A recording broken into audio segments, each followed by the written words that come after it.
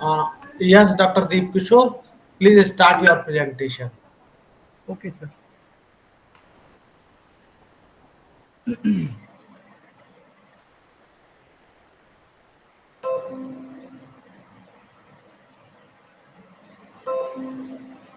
Sir, slides are visible.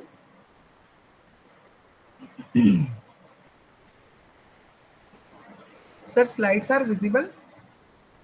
Fully visible. Yes, please. So, good morning, sir. Today I am here for deliver a brief introduction about beamforming network. So, when we talk about the beamforming network, the beamforming network will be capable to transmit the information or to forming the beam in a particular direction. Means they will introduce the beam in a specific direction of interest. So they will form different beam in a different directions. So we can say that it exhibits the directional signal transmission. So the point here is why we are interested for directional signal transmission. So if we consider the omnidirectional antenna, it will radiate in all the directions, irrespective of the availability of receiver. So if the receiver is not there, still this omnidirectional antenna will radiate in that particular direction. So this will introduce the lack of efficiency. So rather than using the omnidirectional radiation or omnidirectional antenna, we may prefer the directional radiation or directional signal transmission.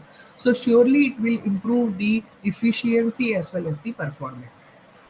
So one of the effective method for this directional signal transmission is this beamforming process by the beamforming networks.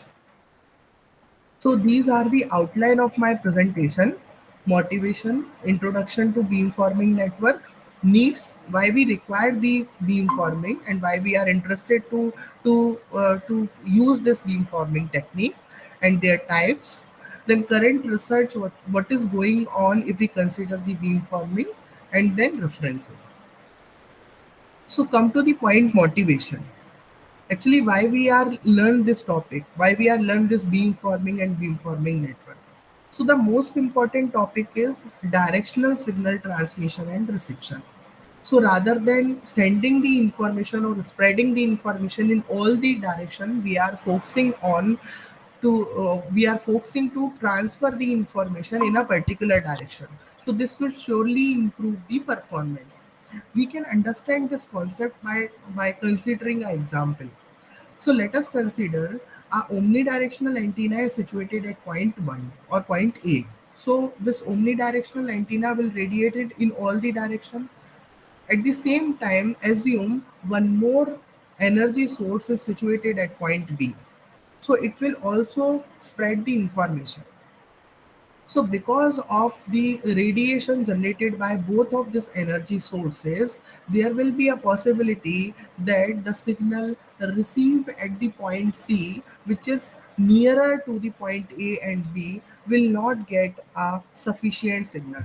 So I'm not talking about this receiver will not get any signal, but I am focusing on this receiver will not get the effective signal. The strength of signal received by this receiver is not that much effective.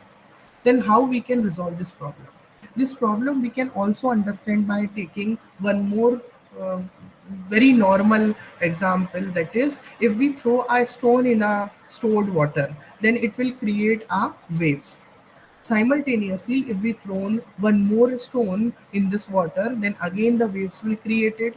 So both of the waves created by both of this stone will coincide with each other, and they will they will vanish or they will go longer. So same concept we can apply here. So we may have possibility that the receiver which is situated at point C will get the signal with a sufficient strength, or may not get the signal at that sufficient with the sufficient strength. So this problem we can solve by simply replacing this omnidirectional omnidirectional antenna by the directional antenna. So this is the main motivation to learn this beamforming network. Next is wideband coverage. Suppose the energy source is situated here and we have more than one receiver. Then this energy resource or this energy source must cover all the receivers. So for that, it required the wideband coverage. So this is also a point of interest when we learn the beamforming. Then sufficient gain and minimum side load. So if this energy source is radiating in a particular direction, then the gain should be very high. Then only we can receive the information at this end. And this gain should be high only when the side lobe is minimum. Next is high throughput. So output to input ratio should be high, should be great for effective communication.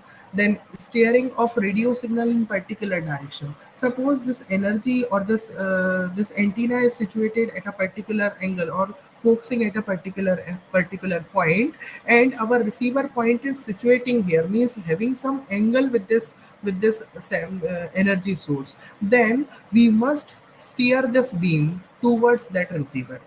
So that is again the point of interest, and this can be achieved by controlling the amplitude and phase applied to this energy source. So all these points will force us to learn this beamforming technique or beamforming network. So obviously this beamforming is widely used and very important when we talk about the radar and satellite communication. So previously we are using the parabolic reflectors. So this parabolic reflector will have some limitations, like they will have a problem of blockage, means where we have a feeding structure at that area we don't get any signal. So that is the main limitation of this parabolic reflector antenna. And some more limitations like size, their cost, their weight, all these are the limitation of this parabolic reflector. So the alternative method is beamforming. So this beamforming we can perform or we can done with the help of antenna array. Means we are using different antennas in the form of array, and they will send the information in a specific direction rather than sending the information in entire direction. So first these antenna array will recognize in which direction we have to send the information, and after that they will simply send the beam or information. So this concept already I have given that this concept is widely used in radar, sonar application, and satellite communication, wireless mobile communication also, and especially in 5G communication. So why 5G communication? Because two major requirements of 5G is, first is high data rate. We want more and more data transferred at a particular direction or at a particular angle or at a particular area. And second is low latency. No one worried about the strength. All are worried about the latency. I mean, quickly we can receive the signal or receive the information. So that's why this beamforming concept is widely used in 5G communication. So this concept we can understand by considering this diagram. So beamforming network means this network will consist of some ports, some input ports. So these input ports are also called as the beam port, where we are inserting the signal, or we can say that simply we can energize this beamforming network by applying the signal to this input port.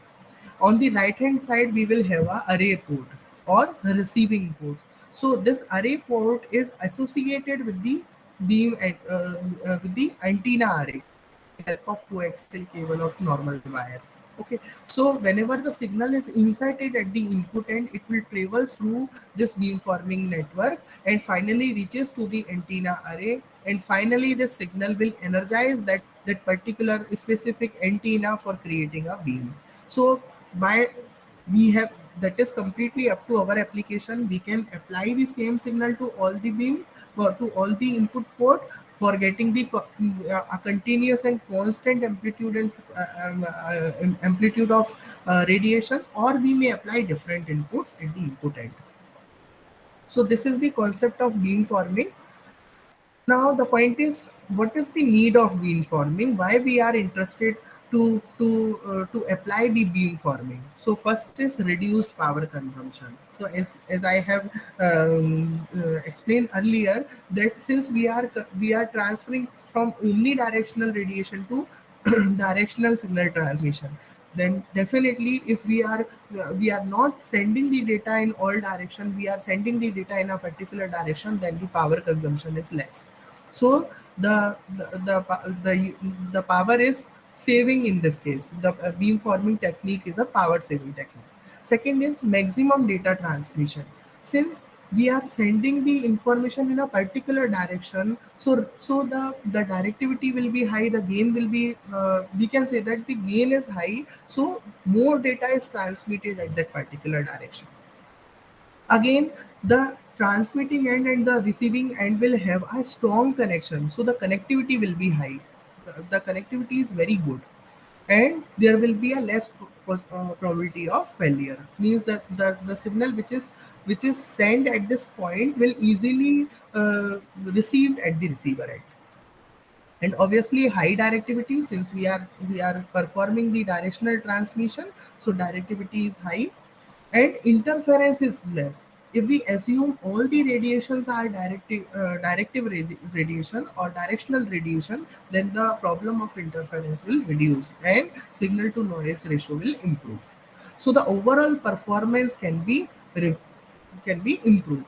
So for improving the performance of network, we have to use this beamforming technique. Now, by seeing this diagram, we can understand that since we are interested to convert this omnidirectional radiation into directional radiation, again we can convert this directional signal transmission into some smaller directional signal transmission. For example, if we have more than one receiver, then that single beam we can split into two beams and we can cover two receivers. Suppose we have four receiver, then we can split the single beam into four small beams so that it will cover all four receivers. So this is the concept of beam forming which we are using nowadays. Now, quickly come to the point type of beam forming. So, depending upon the wireless communication, we can say that the beam forming can be of three types: static beam forming, dynamic beam forming, and transmit beam forming. So, this is depending upon the wireless communication. So, first is static beam forming. It gives the fixed radiation pattern. Fixed radiation pattern means if we replace the omnidirectional antenna by the sectorial antenna. Sectorial antenna means these antenna will looks like they are situated in this manner. Okay, and each of the sectorial antenna will have a array of antenna. So they will radiate in a in a continue horizontal or vertical plane. So they will form a omnidirectional pattern. So again, this omnidirectional pattern is fixed radiation pattern. We cannot change this radiation pattern at all because the sectorial antennas are hinged at a particular height or at a particular point. So this static beam forming technique will give us the fixed radiation pattern. However, the dynamic beam forming gives the dynamic radiation pattern because here we are using the adaptive antenna array. Adaptive antenna array means by changing the system parameter or by applying the different signal or by applying the amplitude and phase shifting, we can simply change the radiation pattern. So here the radiation pattern is adjustable or dynamic. In third beam forming, that is transmit beam forming, we actually this is the signal processing technique where we are inserting different signal with different phase and we are shifting the beam from one receiver to another receiver. So these are the beam forming depending upon the wireless communication. Now if we consider the antenna theory, then this beam forming are of two types. First one is circuitry beam forming network, and second is quasi-light beamforming network. So circuitry beamforming network means these beamforming will depends upon the frequency. So if we want to change the bandwidth, then the conventional structure or traditional structure needs some modification. While the quasi-light beamforming networks are frequency independent, means once we fix the structure, then there is no need to change the structure. If we want to change the frequency, immediately we can change the beam and we can change the radiation. So circuitry type beamforming network are again divided into network beamforming or digital beamforming, while quasi-light is the microwave lens type of structure we are using in this beamforming network. So we will see all these techniques one by one. So network beamforming means the most common method is Butler matrix. So Butler matrix means this is the why it is called as a matrix, because we will have a connection with input to output. So all, if we consider all the inputs situated in the left side of this uh, uh, left side of this diagram, then this shows the input, and on the right side we will have the antenna array or antenna port, which is called as the output. So each of this input and output will have a connection. That's why it is called as a matrix. We are using three different elements here. So that is crossover for changing the direction of signal, directional coupler for dividing the power, and we are using the 45 or different phase shifter for again changing the phase of the signal. So the signal which we are inserting at this point, at the input point, will we can change the direction of the signal, we can also change the phase of the signal, and we can shift it the signal to any output. So likewise, we can generate the beams at the output end.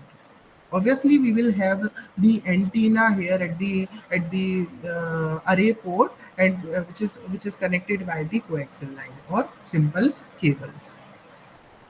So this method, this technique or this structure, we can easily implement it using the microstrip line or strip line. So the implementation is very easy, but we have to use different directional coupler, phase shifter, and crossover here. So we require more elements here for performing the beamforming. Next is blast matrix. Here we will have a intersection between the transmission line and beam port. Means beam port means simply it is a input ports where we are inserting the input signal or we are exciting this structure, and transmission line which is associated with the antenna array, we will have an intersecting point. So at the intersecting point we are using the directional coupler, but here we bound to create an interconnection between all the transmission line, the all beam ports. So again, the structure is very complex and it is difficult to construct. However, the phenomena is same. We can simply send the information, the data from the input into array port. And next is Nolan matrix. So it is a simple combination of Butler matrix and Blast matrix. Here we are not considering all the transmission line as well as the ports. We can consider the specific.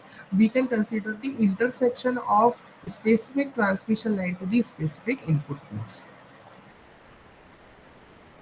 So next circuitry type beamforming technique is digital beamforming.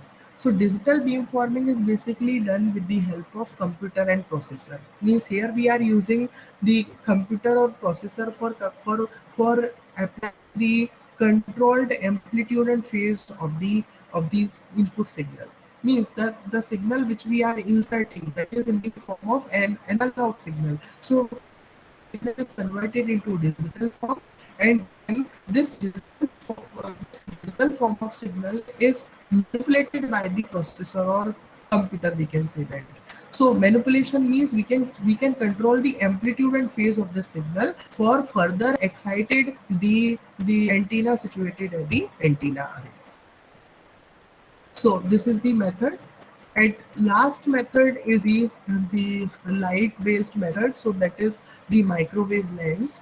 So this technique is basically used is basically depending upon the principle of scattering of light. So whenever we are using the lens means if we consider all the points which is situated at the beam end or at the beam curve, so this the input inserted at the beam point or focal point will passes to the focal point or focal point of the second curve, and then it will create a beam. So we can understand this microwave lens by considering this diagram. So whenever the input is inserted at this point, it means it will insert it at this focal point, or we can say as the point which we are considering at an angle theta to the focal point. So again, when this input is inserted at this point, it will passes to the focal point, and finally it will create a beam in the downward direction. So this beam is created by the input which is inserted at this first point.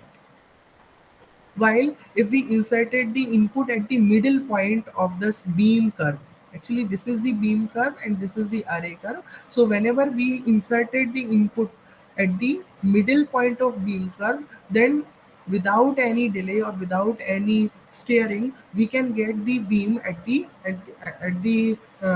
front side of this antenna array, at the front side of this antenna array. And similarly, we can apply the signal or input at the downward beam point. So here we will get this beam on the upside beam. So if we increase the number of focal point, the number of feeding point, if we increase the number of feeding point, then we can get the different beams at the output side. So this is the technique of beam forming. So here all the complete beam forming will depends upon the structure of this lens.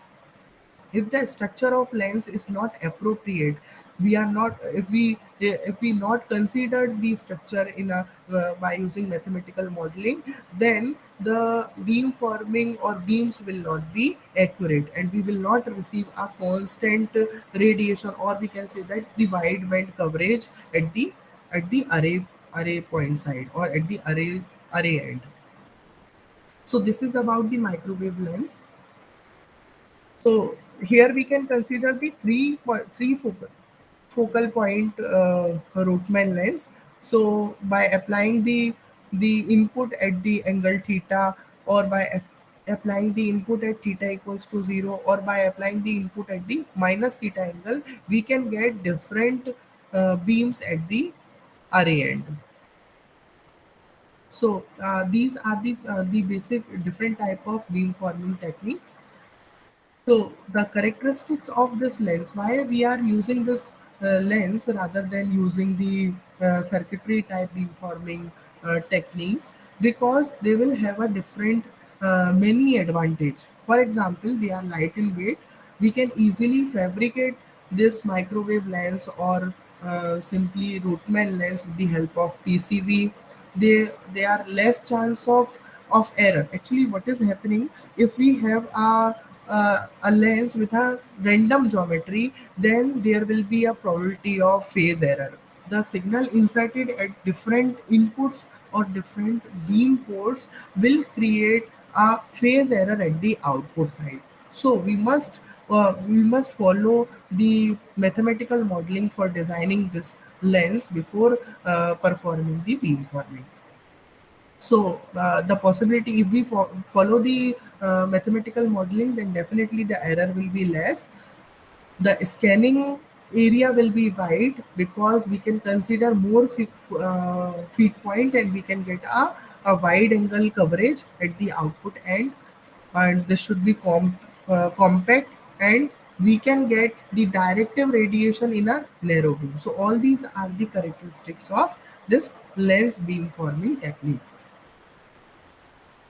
So the current research which is going on in the area of beam forming is pupils are designed the beam forming network with the help of PCB technique. So this we already covered by many reporters and authors. And then some of the peoples are working in the field of SIW. So SIW means they are creating the structure with the help of different VRs, and this two-sided PCBs is used for this technology, and we are using different VRs for maintaining the structure. So the beamforming network are also implemented with the help of SIW structure, and different type of antennas are using for improving the performance at the antenna side. So different shape of antennas are used at the output end for improving the performance, or for making this radiation more directive. So this is the current research which is going on in with different technologies. So these are the references from where I have collected this information.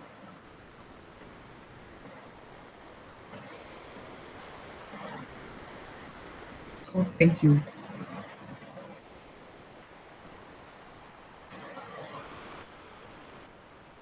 Thank you, Dr. Deep Kishore, for excellent presentation and in-depth knowledge regarding the beam forming network, which is the current day's requirement. Thank you, sir. And I hope this our education series program or the short-term program will continue on every Saturday with brief research finding and other things. So thank you very much Thank you, for sir. all. Thank you very much to all the participants, and thank you. Special thanks to Dr. Deep Kishore. Thank you very much. Okay, Thank you, sir. so Thank you. we are closing the meeting. Thank you. Thank you all. Thank you.